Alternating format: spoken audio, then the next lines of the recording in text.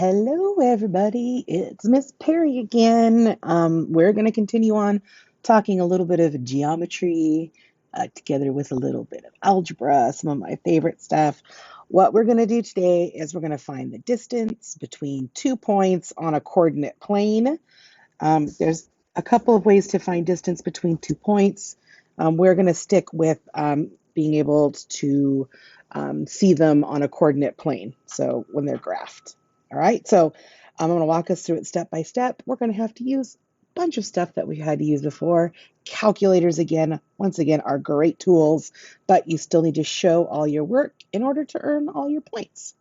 Okay, so let's first start with this problem here. And it says find the distance between these 2 points, 1, 2, and 6, 4.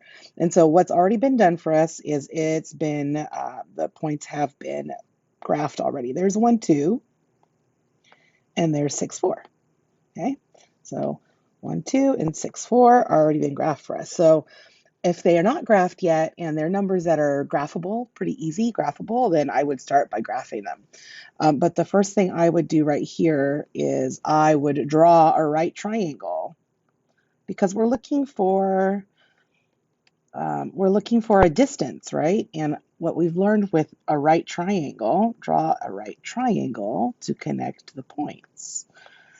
So what we've learned about so far is that we can use the Pythagorean theorem if we have a right triangle and a missing side. So here's what I mean by draw a right triangle to connect the points. I'm going to, let's do this in blue.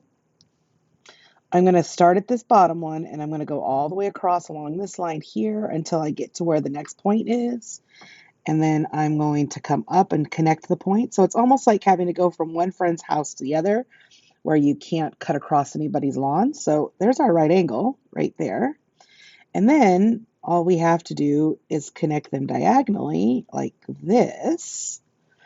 This is the distance that they're looking for. That's this side here. This is the distance they're looking for. They want us to find. That's the distance. So that's the straight distance. Okay. So we're going to draw the right triangle. We connected to connect the points. There's our right triangle in blue. And now we're going to label the triangle. And some people might be thinking, but we don't know what the lengths of the sides are. Well, because it's in a graph or on a coordinate plane, all we have to do is count how many squares there are. So there's 1, 2, 3, 4, 5 squares. So we'd say that this bottom part is 5. There's no units on it, so we would just say 5. And this vertical one right here has 1, 2 squares, so we'd say this one is 2. And if I look at this, that's C. So the distance we're looking for is C. So the second thing we want to do is label the sides of the right triangle. Okay, we want to label the sides of the right triangle. So we kind of already figured out which side C is, and we've counted out 5 across and 2 up. All right, so I'm going to call the bottom one A, and I'm going to call this side one B, and then we're going to use the Pythagorean theorem to solve. So we're going to use Pythagorean theorem to solve. All right, so we're going to write it out. It's going to A squared plus B squared equals C squared.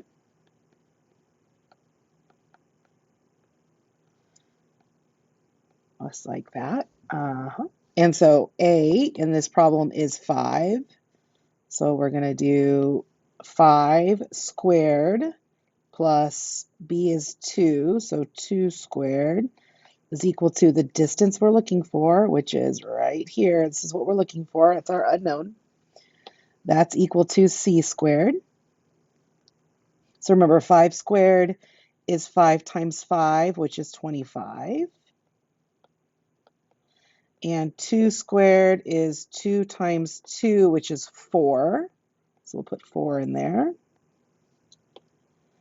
These are on the same side. So I noticed when some people were doing their homework, people were still subtracting these.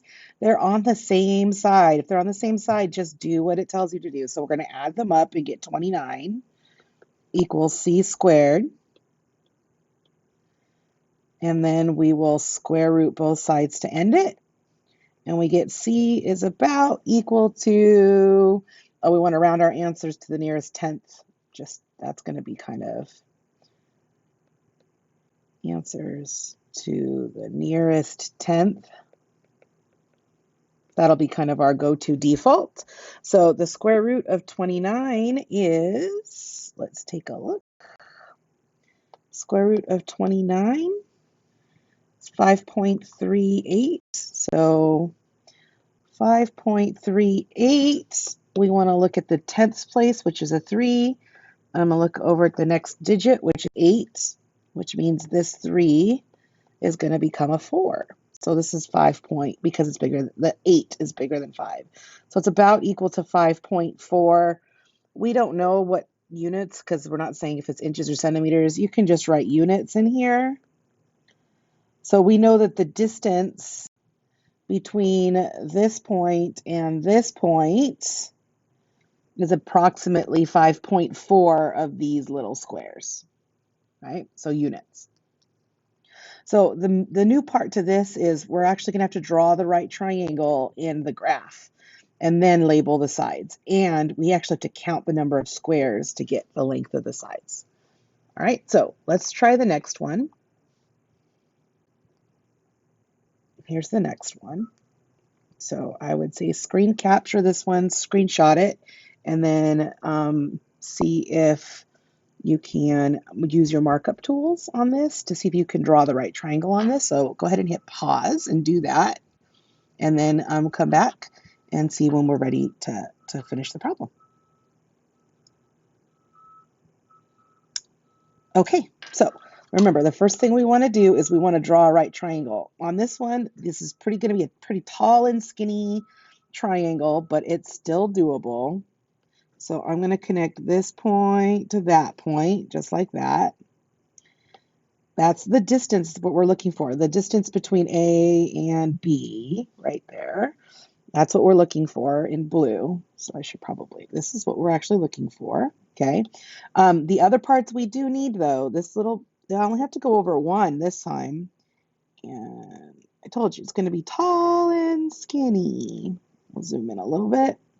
All right, tall and skinny. So this is the side, this is our right angle, and so the side we're looking for is C. This is what we're looking for. C is the distance we're looking for. This is only one square across the bottom, and it's 1, 2, 3, 4, 5, 6, 7, 8 squares tall. I'm just going to go all the way from the bottom all the way to where the point is. So it looks like they overlap right here.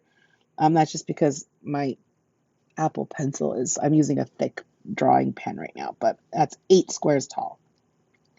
All right, so we're going to say that C is what we're looking for. I'm going to call this bottom one A, and I'm going to call this one on the side B. Super tall and skinny, but doable. All right, so A squared plus B squared equals C squared. I want you to pause the video. I want you to do the substitution. And remember to round your answer to the nearest tenth and see if you get the same answer.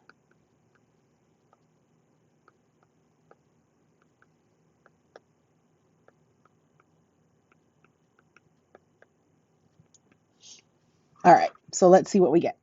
We know that A down here is 1. So this is going to be 1 squared plus B is 8. So this is going to be 8 squared. I did draw the bars. There we go. That's going to equal C squared, what we're looking for. So remember, 1 squared is 1 times 1, which is just 1. And 8 squared is 8 times 8, which is 64. So that's 64. Okay, these are on the same side, so add them up. I'm going to add those up and get 65 is equal to C squared. And then we will square root both sides to get that C by itself. And the square root of 65 is 8.06 approximately. So 8.06, we want to round to the nearest tenth. So I'm going to look at my tenths place, which is the 0. Look at the digit that comes right after. 6 is bigger than 5. So the 0 is going to become a 1. So this is going to be about equal to 8.1 units. So the distance between these 2 points, between points A and B, right here and right there, is about 8.1 units. It's a little bit bigger than it is tall. A little bit longer than it is tall. All right. So what we're really just doing is we're applying the Pythagorean theorem in another way on how to find the distance between 2 points. All right. So we're going to look at number 9, and we're going to have to do a couple of different things for number 9, and or number 9. The next problem is labeled number 9. And so here we go. Go ahead and screenshot what you need to screenshot. And we'll go through and read through this. So it says Chip is looking at a map of a theme park, which we're going to put on this here. The map is laid out on a coordinate system. Chip is located at 2, 3. So what we have to remember is 2, 3 means go over 2. 2 is your x, and 3 is your y. So that's where Chip is. Okay, so this is where Chip is. The roller coaster is at -1, -1. So I'm going to mark the yellow roller coaster in green. -1, -1. So here's -1 and -1. So there's the roller coaster. Chip is here. The roller coaster is here. And the water slide, because it's water, we'll make it blue, is at 4, -2. 1, 2, 3. Here's 4. -2's down here. So that's our water slide. Is Chip, so we're looking at this point here, is he closer to the roller coaster?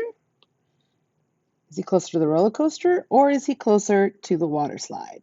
Now, you might be able to look at this and look at it and say, oh, I can tell just based on the picture which one is closer, and that may be true, but it also says that we have to justify our answer, which means we have to show the math that justifies it and gives us the reason why. So what I just did is I labeled C for Chip. So this point is Chip. This point is R for roller coaster. And this point is W for water slide. And we're going to go through and figure out what is the distance between the roller coaster and Chip. So we need to know that distance. And we also need to know the distance between the water slide and Chip. We need to know those two distances, which means we're going to have to do this distance thing twice and just see which one is the shorter distance. And that's how we justify it. Because I think you guys can look at this and go, oh, it looks like he's closer to the roller coaster, right? This looks shorter, but we have to actually show the math that makes that true. So let's start with the roller coaster, and I'm going to do what I just did before. I'm going to draw a right triangle right here, just for that part. I'm going to ignore the water slide part right now. All right, and we're going to go through and do the roller coaster. So this is the side I'm looking for, which is C. I do this in green. All right, this is 1, 2, 3 down here, and we're going to call that A. This is 1, 2, 3, 4. This side is 4, and I'm going to call that B. Okay, it's a little bit, I know it's kind of busy, it's hard to see, but that's kind of what we're going to be going for here. All right, so we're going to start with the roller coaster distance. Just ignore the other part. So roller coaster distance. So what I want you guys to do is pause it and try to find the distance to the roller coaster.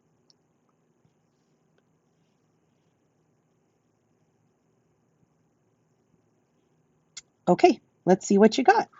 So our roller coaster is at, let's see, a squared plus b squared equals c squared, right? A is 3 in this problem, so we're going to say 3 squared. Oops, I wanted to get rid of that. So 3 squared plus b is 4. It's tiny, but it's there, so that's going to be 4 squared is equal to the distance that we're looking for. All right, so just as a reminder, 3 squared is 3 times 3, which is 9. And 4 squared is 4 times 4, which is 16. So 4 squared is 16. They're on the same side, so I'm going to add those two up and get 25 equals c squared. And the great thing about this one is I don't need a calculator. I know that the square root of 25 is exactly equal to 5. So we know that this distance, this green distance from here to here, is 5 of these units. So we know the distance to the roller coaster is 5 units. All right? So we're going to do the same thing now, except for we're going to do it for this water slide one. It's the taller, it's a little skinnier and taller. And then we'll be able to show that the roller coaster is a shorter distance, or he's closer to it. All right, so let's kind of draw in what that triangle looks like. I'm going to do that in a different color. Let's do that in, well, we'll do it in blue since it's the water slide. So this triangle is this blue one right here, just like that. And now we're looking for that distance, which is C. Notice it's still C. So across the bottom here, we've got 2. And the way up, and I'm going to do this in a color that kind of stands out, 1, 2, 3, 4, 5. So if I kind of just redraw it like this so we can see it a little bit better. Here's my W, and here's where Chip is. This is our little C. This is 2. And this is 5. So that's what we're solving right now. And so we're going to say that A is 2 and B is 5. And now we're going to do the water slide distance. Okay, so pause it. See if you can figure out the distance to the water slide. Just from here to here. That's what we're looking for.